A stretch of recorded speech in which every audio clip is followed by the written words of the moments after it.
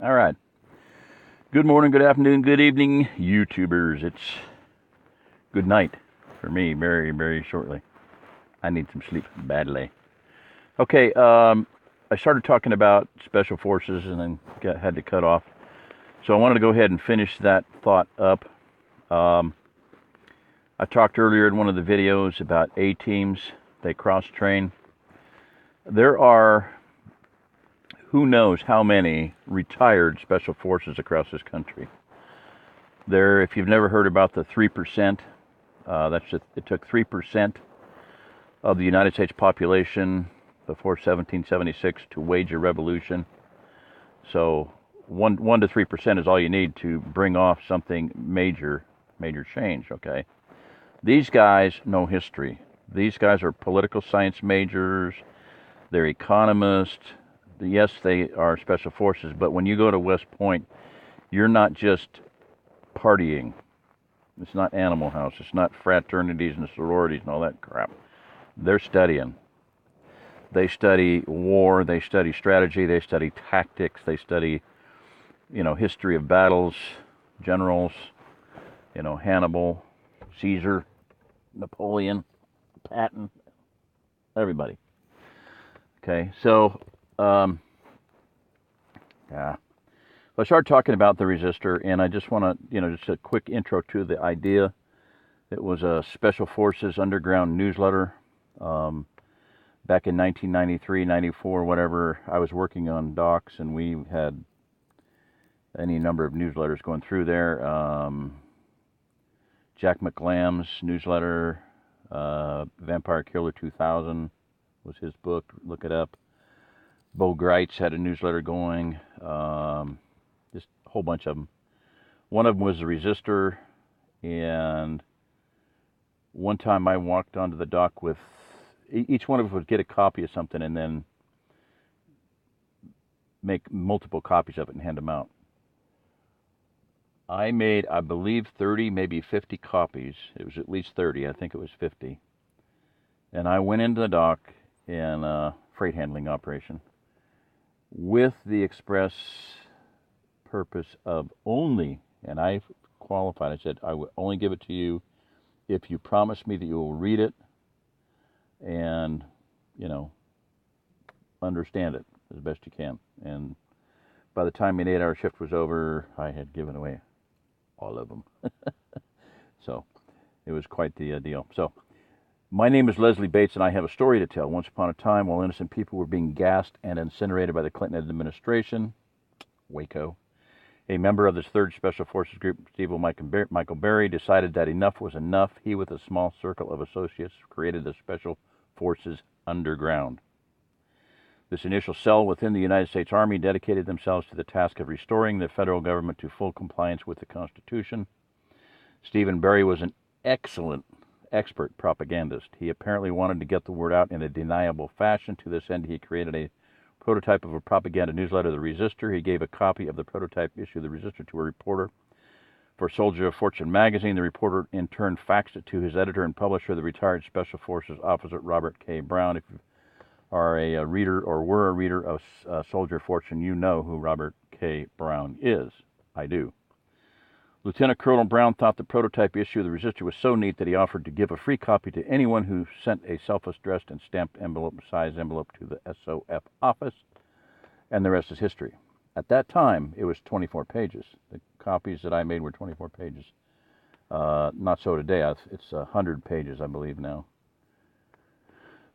And I put that up. You can newresistor.blogspot.com. Blogspot.com. Okay.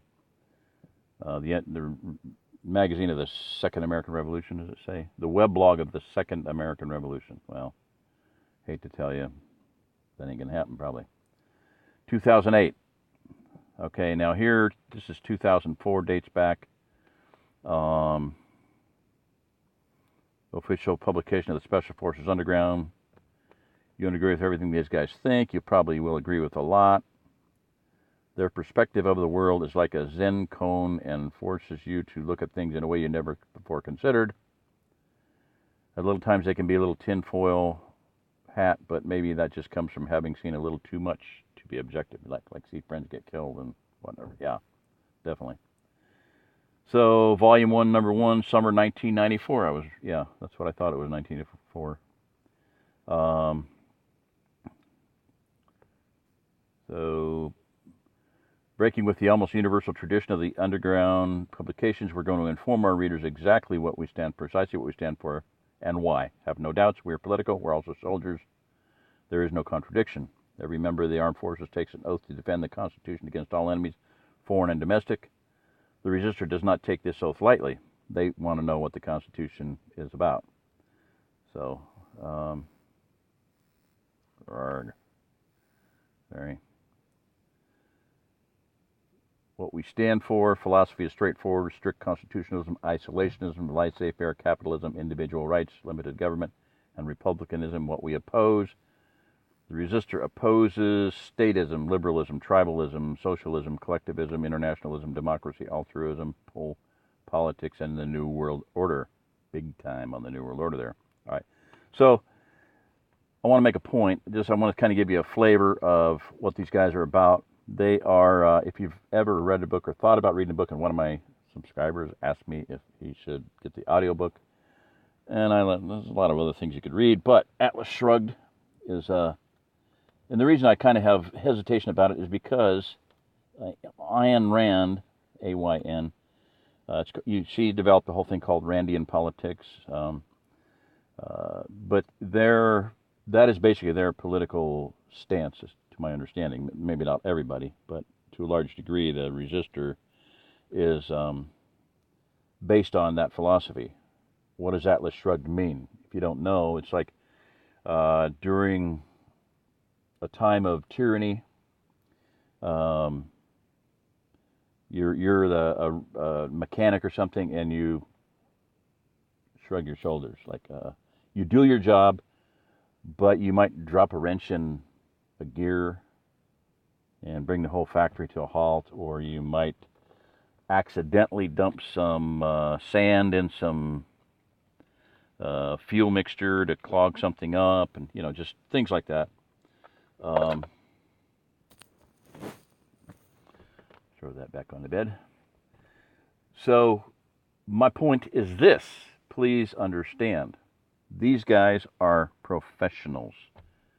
They are trained in every facet of warfare. I'm talking scuba diving, underwater demolition, high altitude, low opening jumps, parachute, machine guns, missiles, rockets, you name it. They can do everything. Everything. They can kill with their bare hands, with knife. Anything you see is a weapon. A pencil in the ear, a rolled up newspaper in the Adam's apple, crush the larynx. So there's a lot of these guys. You're talking active and retired. 3% of this population, 500 million. I don't care what you think the population of this country is. I'm going to say it's 500 million because there's a lot of illegals here, and there's a whole bunch of home birth people that they don't count. So, anyway, do your math. 10%, 500 million, 50 million. Yeah. A third of that, 3 million people. So, 50 million, no, sorry. 50 million is 10%, 1/3 of that, so 20 some, whatever, 15, 20, 30 million people. Actively set to resist the New World Order. Now, maybe things have changed. I doubt that they have. But their statement in 1994 was, we would go active right now. Okay, we would go active right now and defect. But there is not enough of a basis on the civilian population for us to stay alive. You have to have the support of, this is true of any guerrilla warfare. Read Che Guevara, very simple book. Best book on guerrilla warfare probably ever written, just because it's so simple and available. Any dum-dum can read it and understand it. So, sorry about that, Chief. So that's my point. There is a lot of these guys. They are the most highly trained people in the world.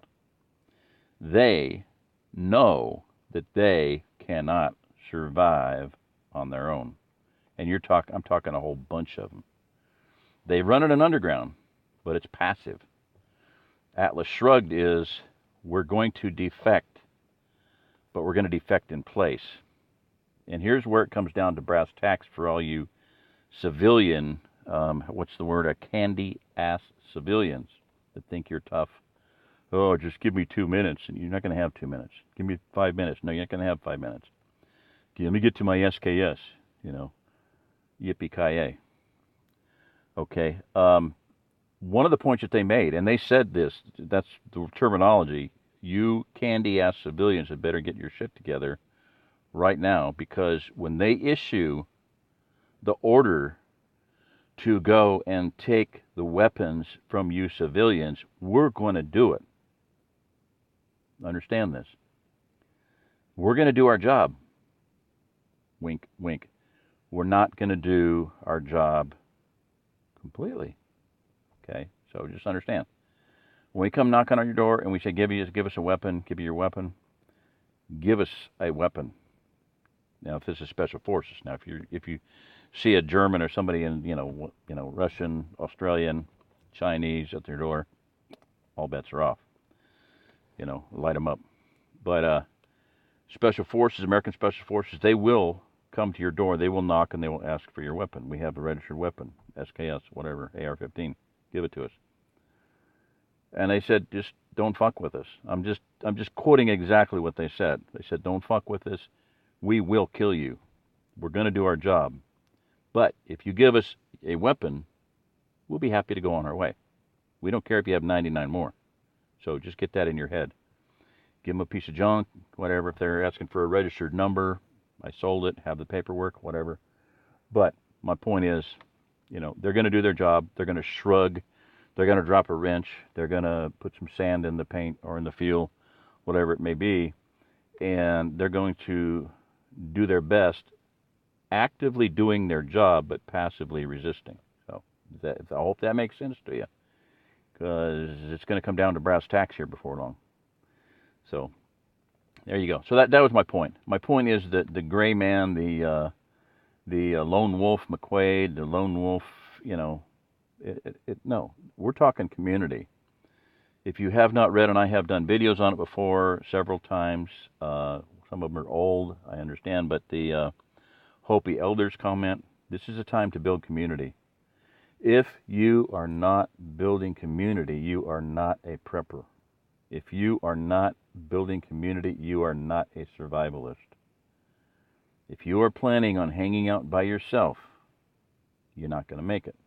Now, given certain areas of the country, yeah, like, here in the Ozark Plateau, understand that in the middle, practically in the middle here, is a big county called, I've talked about it before, but I don't care, not Dallas, that's where,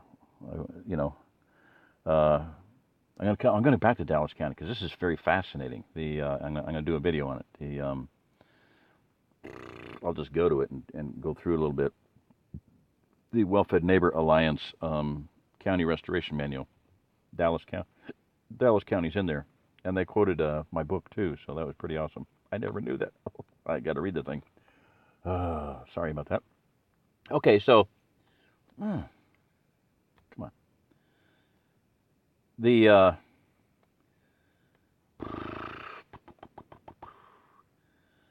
point I was making is Texas County is larger than the state of Rhode Island. Largest county in Missouri is larger than the smallest state of the country. Okay. You want to be out on your own, and there's counties here where you can do that and you'll be fine, because you're going to be buffered. Nobody's going to get to you.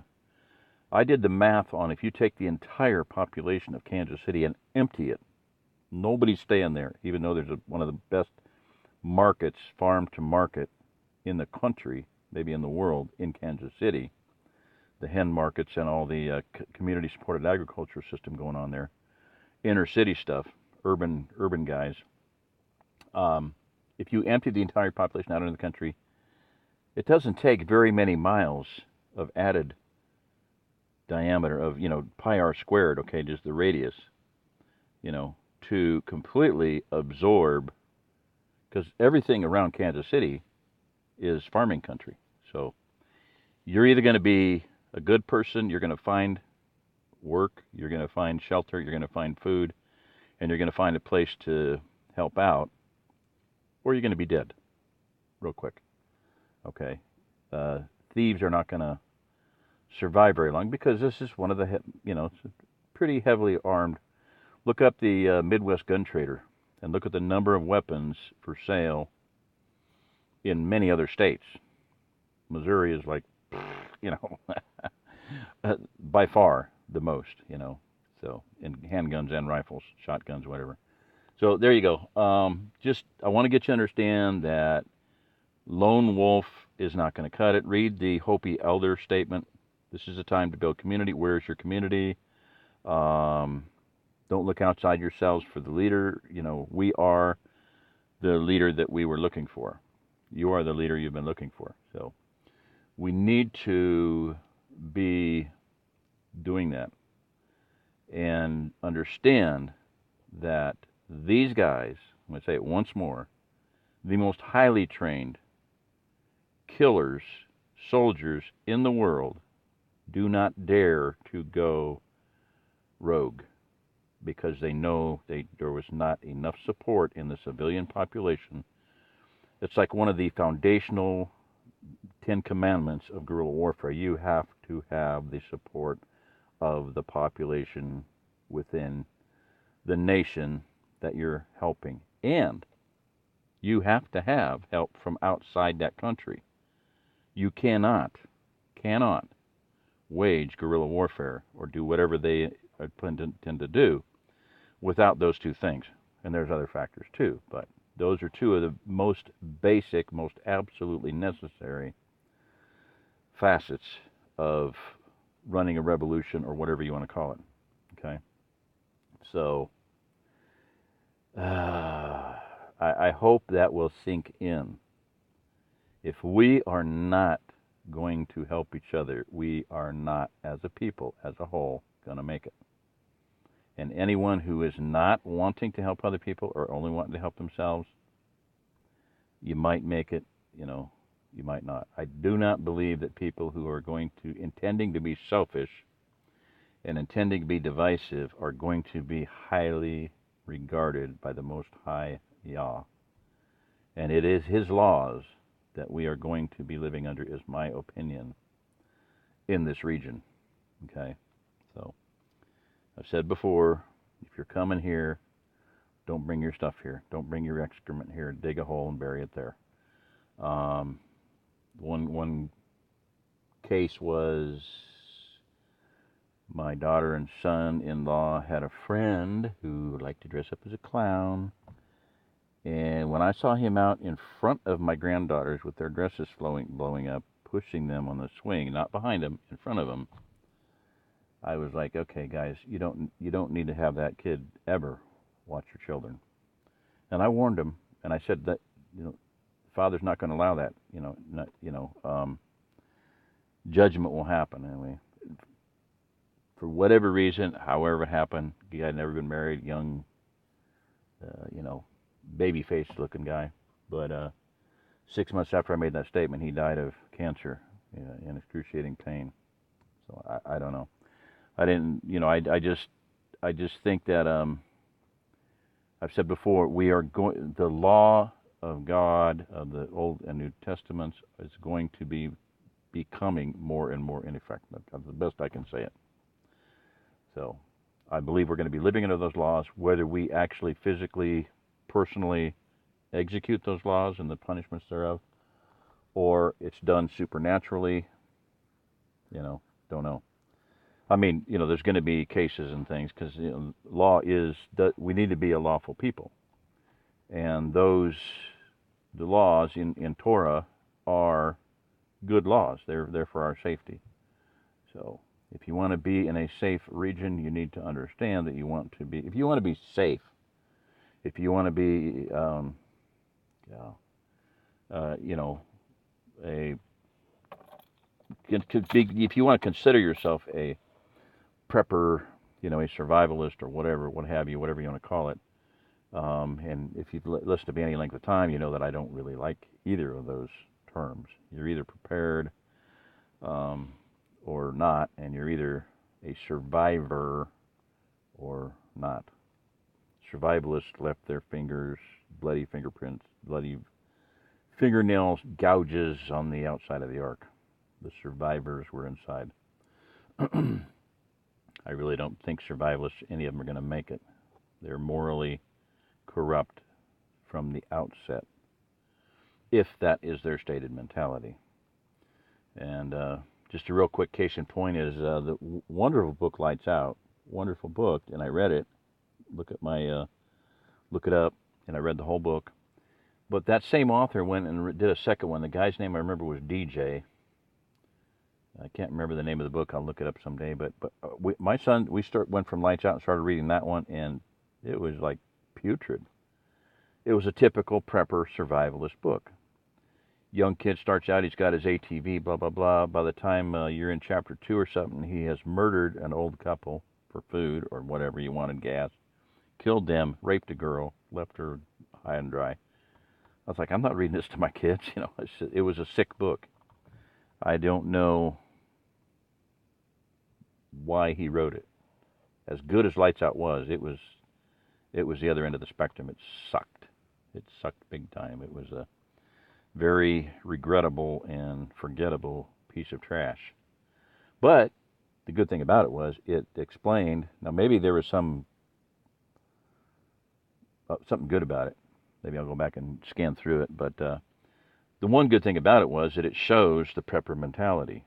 Once you cross that line, once you murder somebody, you know, and I've had people say, you know, blah, blah, blah, I'll kill you, you know, blah, blah, blah, I'll kill them, you know. Well, that's murder, pure and simple. And once, after the first one, they're all free. In other words, once your conscience is burned, once your conscience is seared, and a lot of people, I think their consciences are already seared even though they haven't killed anybody because they've thought about it in their mind. It's like, I know people that are just like waiting for the shit hit the fan so they can kill somebody.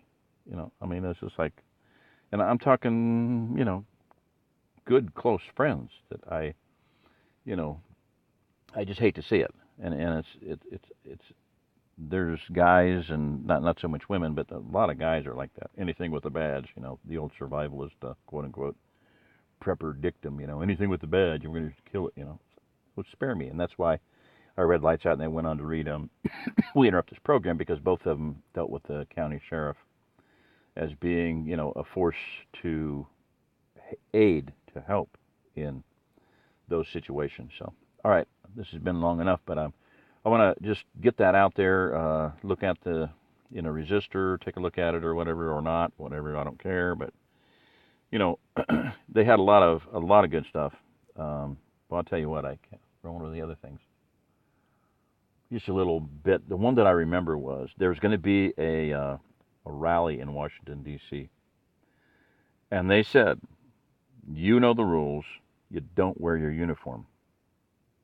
But take your camera, because there will be alphabet soup people there. And you can spot them. They'll be in their suits, and they'll look like goons.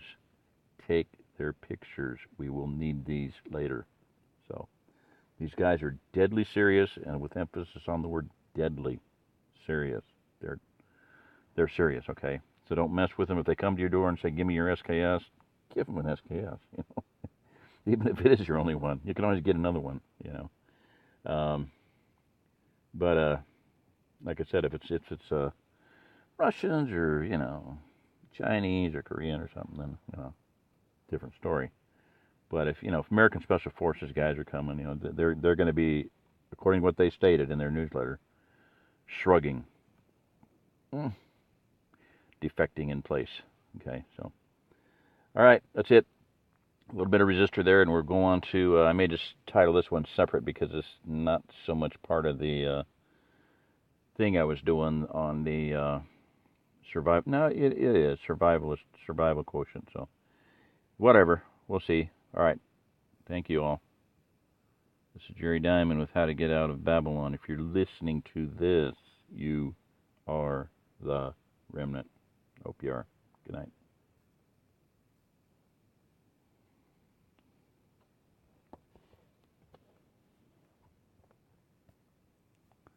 Come on. Oh, don't tell me.